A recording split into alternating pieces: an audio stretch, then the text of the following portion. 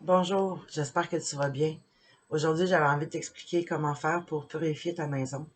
Dans le cas où est-ce que tu ressens des mauvaises énergies chez toi, où est-ce que tu ressens des mauvais esprits, où est-ce que tu ressens que ton énergie est à la baisse souvent ces derniers temps.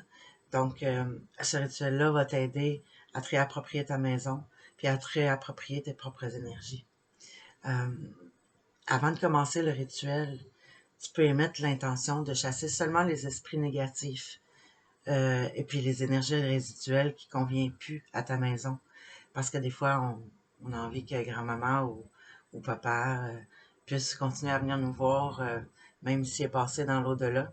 Donc, le but est vraiment comme d'éliminer tout ce qui est négatif pour accueillir le positif dans notre maison. Donc, avant de commencer à te montrer le rituel, ce que je vais faire, c'est que je vais te montrer les ingrédients. Tu vas voir, c'est super facile, c'est super simple. Le premier ingrédient important, c'est le sel de mer. OK? On va, il y en a, il y en a peut-être un petit peu, là, mais on prend une petite poignée comme ça, qu'on va aller déposer dans chaque coin de notre maison.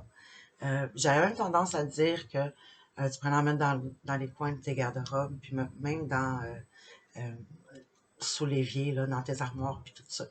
Donc, on commence par ça. Euh, Ensuite, tu peux, il y a, on a besoin d'une chandelle blanche. Donc, peu importe le format, tant que tu as un support pour la mettre dedans, tu vois, comme elle, quand elle va être allumée, on peut la mettre dans un support comme ça. Celle-ci, ben, on peut simplement la déposer quelque part, puis elle avec une assiette dans le cas où est-ce que ça pourrait couler. Tu vas avoir besoin de la sauge.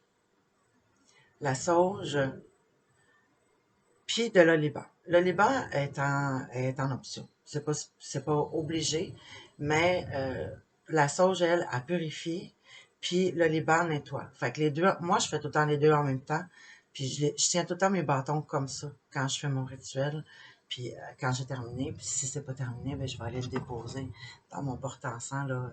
J'aime bien celui-là parce que j'ai deux espaces pour mettre mes deux bâtons. Tu peux aussi utiliser de la sauge en feuilles. Euh, Là, j'en ai pas pour te le démontrer, mais moi, je trouve que la job se fait très, très, très bien avec des bâtons d'encens. Euh, D'abord, pourquoi le sel de mer? Ben, parce que le sel de mer, ben, ça purifie et ça apporte de la protection dans ta maison.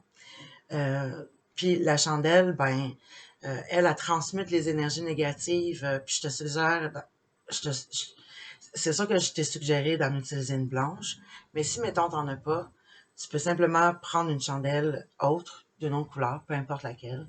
Tu peux soit marquer le mot blanche dessus, tu peux mettre un ruban blanc dessus, ou tu peux simplement mettre l'intention euh, qu'elle fasse ce qu'elle a à faire, soit de nettoyer, transmuter les énergies négatives dans ta maison. That's it. Fait peu importe, tu as maintenant comme tous les ingrédients à portée de main. Donc, après avoir mis ton sel de mer dans tous les coins de ta maison, je te suggère ensuite d'allumer ta chandelle, que tu vas aller déposer le plus possible dans le centre. On s'entend que dans une chambre, s'il y a le lit dans le centre, on va le mettre sur une surface plane, hein, le tout pour notre sécurité. Euh, Ensuite, on va allumer les bâtons d'encens, la sauge et le liban. Euh, alors, quand ça c'est fait, on part, on commence à partir de la porte d'entrée. Et on va aller dans le sens des aiguilles d'une montre vers la droite. Toujours, toujours. Donc, on va faire tous les contours des portes avec la sauge. On va faire tous les contours des fenêtres. On va faire toutes les arêtes de notre plafond, de nos murs et même au sol. Euh, Puis, je peux l'allumer, là. Je vais en allumer juste un. Euh,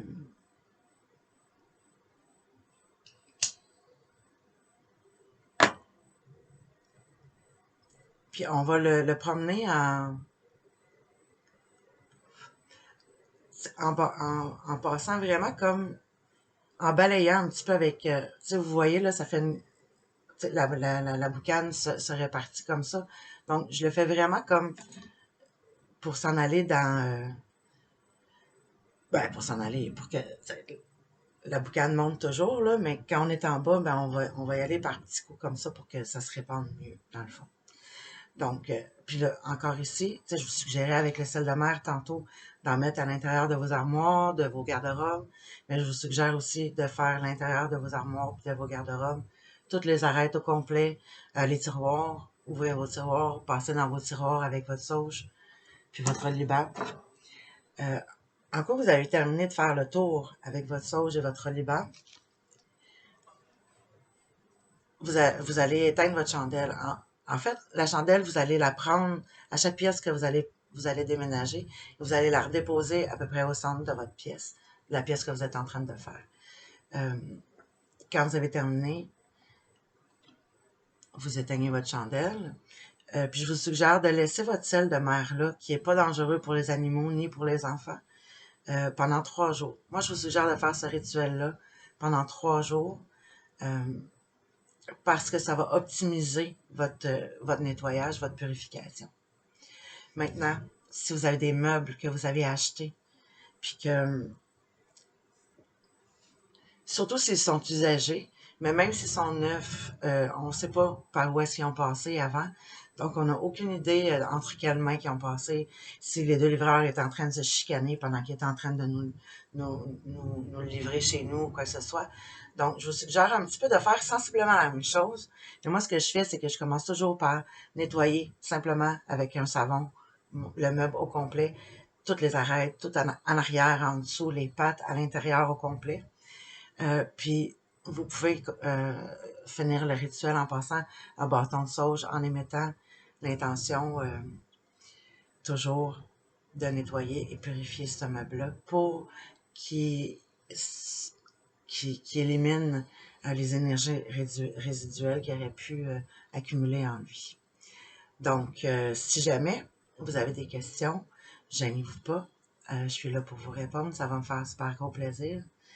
Puis, j'aimerais remercier mes membres Patreon qui se sont joints à moi. Mon Patreon, il est en lancement. Donc, je suis vraiment contente d'accueillir Marie-Ève, Nicole, Claudine, Nathalie, Sylvie, Diane, Julie, Aurore, Manon, Renelle, Violaine, Julie, Lucie, Joanne puis Christian. Merci beaucoup énormément de me suivre. Ça me fait chaud au cœur. Je suis vraiment contente. Donc, Patreon La Fée Violette, si jamais vous avez envie de recevoir le magazine La Fée Violette. Et bientôt, les visualisations s'en viennent. Les visualisations pour aller chercher notre propre énergie, pour aller à la rencontre des anges, des fées, de nos êtres chers décédés. Mais surtout pour aller à la rencontre de soi-même. Donc, je vous souhaite une super de belle journée. Puis on se revoit super bientôt pour une nouvelle vidéo.